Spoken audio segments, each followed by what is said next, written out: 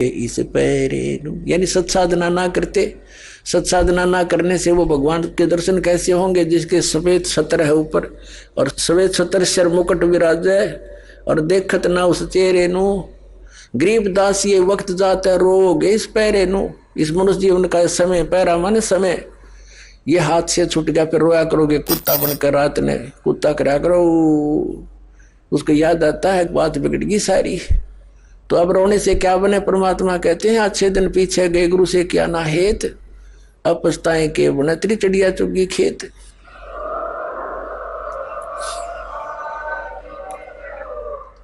अब परमात्मा स्वयं ही वहां से चल कर आते हैं जहां वो भगवान रहते हैं।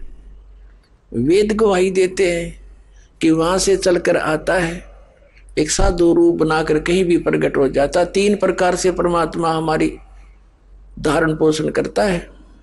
एक रूप में तो सतलोक में रहते हैं स्थायी रूप में तेजो में शरीर मालिक का करोड़ सूर्य अमराधे करोड़ चंद्रमा से एक रूप की शोभा। सतलोक में अलखलोक में भिन्न शोभा है।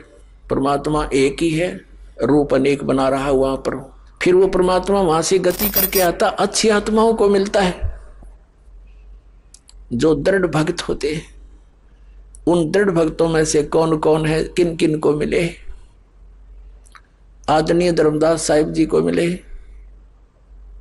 आदरणीय मुल्कदास साहिब जी को मिले। आदरणीय नानक साहिब जी सिख धर्म के प्रवर्तक आदरणीय नानक देव साहिब जी से मिले। आदरणीय दादू साहिब जी से मिले। आदरणीय गरीबदास साहिब गांव छुड़ानी जिला जज्जर वाले को मिले। आदरणीय गीसा दास साहिब गांव खेखड़ा जिला मेरठ उत्तर प्रदेश वाले को मिले और अनेकों को मिले हैं। इनका तो मूल प्रमाण हमारे सदग्रंथों में हमारे पास उपलब्ध है। वैसे कोड वर्डों में सांकेतिक बहुत वर्णन और भी मिलता है। जैसे आदरणीय नामदेव जी को भी मालिक मिले थे आके क्योंकि हम बच्चे उसी के हैं। वही आकर उसी को दया आती है जो अच्छी आत्मा भक्ति की तरफ अग्रसर है मिसगाइडेड है उनको आकर मिलते हैं। कहीं भी आकर कोई भी लीला कर लेते हैं उनको सतमार्ग बताकर फिर अंतर्ध्यान हो जाते हैं। यथार्थ ज्ञान सुनने के बाद वो प्राणी उल्टा नहीं हटता थे सारा संसार एक तरफ हो जा।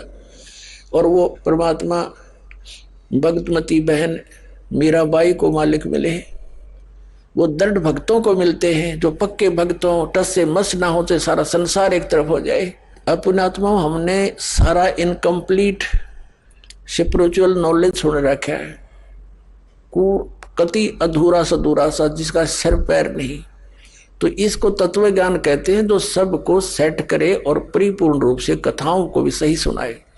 जैसे मीराबाई पिछले जन्म जन्मांतर की पुण्यकर्मी प्राणी थे और काल उनको ऐसे स्थान पर पैदा कर देता है कि उनकी भक्ति कोई कर्ण ना दे। वो कैसे ठाकुरों के घर जन्म दे दिया और राजस्थान के ठाकुर उस समय अपने आप को खुदा से नीचे नहीं मानते थे। अपनी बहन बेटियों को पर्दे में रखते थे एक परंपरा थी उनकी। और स्वयं सब खेतों में या कहीं भी काम करना होता स्वयं करते थे। पशुओं का गोबर भी उठाकर बाहर कुड़ियों पर स्वयं डाला करते थे। अपनी बहन बेटियों को पर्दे में रखा करते बाहर नहीं जाने देते थे। और कोई जाति थी तो उसको कलंकित माना जाता था बहिष्कार करते थे उसका बहुत विरोध करते थे उसका बुरा हाल कर देते थे यहाँ तक कि उसको मार भी देते थे। अब परमात्मा की आत्मा भगवान बन नहीं रह सकती और पिछले संस्कार उसको टिकने नहीं देते जिसके परिणाम स्वरूप वो आत्मा परमात्मा के लिए कहीं ना कहीं भटक रही होती है। काल ने जगह जगह चिंट बैठा रखे अपने। कहीं देखोगे कोई पूजा पाड़निया कितने कोई पत्रालियाँ बैठा ला तेरी भविष्य बता दूं आजा बैठ जा दर दे 20 रुपये।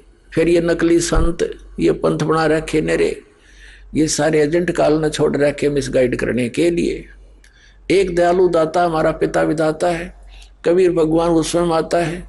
वो जब ज्ञान देने लगता है तो विरोधी लोग असंख्य होते हैं।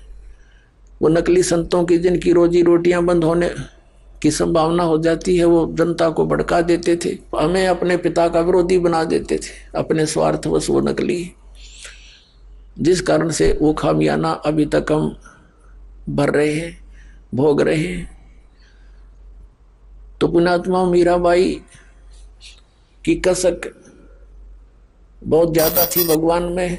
उसकी माँ भी धार्मिक थी। माता से उसने पता चला, श्री कृष्ण जी की मूर्ति बना करके वो उसके गुणों से परिचित होकर के भगवान श्री कृष्ण को अपना इष्ट रूप में मानकर पूजा करने लगी। अब जब उसका विवाह करने लगे तो उसकी माँ उसने स्पष्ट कह दिया कि माता अब मैं दूसरी शादी नहीं कर सकती, मैंने तो ब्याह कर लिया भगवान से। तो नहीं माना, समाज का कारण था, जबरदस्ती उसका ब्याह कर दिया। विवाह एक बहुत अच्छे नेक व्यक्ति से हुआ और वो विवाह के 4 वर्ष के बाद उसके पति की मृत्यु होगी, मीराबाई की पति की। लेकिन उसने मीराबाई की प्रार्थना पर इतनी सुविधा दे दी थी कि मंदिर में जाने अलाउड कर दिया था। वो नगरी का राजा था, तो राजा के आगे विरोध कौन कर सकता है। उसके साथ में 2-3 नौकरानियां बहनें चली जाती थी, तो जिससे तो दूसरे ठाकुर लोग भी नहीं बोल सके, भी अकेली नहीं जाती है, 4-5 जाते हैं इसके साथ। और फिर राजा के सामने प्रत्येक व्यक्ति कुछ नहीं बोल सकता। अब वो मंदिर जाती थी, अटूट श्रद्धा थी भगवान में। अब परमात्मा कहते हैं, सोचल छिद्र मैं करूं अपने जन के काज, सोचल छिद्र मैं करूं। अब क्या हुआ, दयालु है परमात्मा, सतगुरु आए दया करी, ऐसे दीन दयाल। ये हमारे परमात्मा सतगुरु आते हैं, ऐसे दीन दयाल हैं, अपनी आत्माओं को अपना रास्ता आप ही बताते हैं। एक दिन कुछ परमात्मा कबीर जी के शिष्य हो गए थे, रविदास जी और भी कई शिष्य हो गए थे, लेकिन रविदास जी उनके बहुत निकट रहते थे और वो चमार जाति से थे। आज से 600 वर्ष पहले ये छुआछूत चरम सीमा पर था और ये जो शेड्यूल कास्ट के जो व्यक्ति होते थे, इनसे अन्य विशेष कर श्रवण जाति बहुत इनको हे समझती थी, इनके निकट नहीं जाते थे। तो जिस रास्ते से मीराबाई जाती थी मंदिर में, उसी रास्ते में बीच में एक गरीब की झोपड़ी थी, आगे उसके साथ ही एक लंबा वैसे वन था, वृक्ष थे, खुला मैदान था। वहां परमात्मा कबीर जी और रविदास जी दोनों संत रूप में वहां सत्संग करने लग गए। अब मीराबाई जा रही थी मंदिर में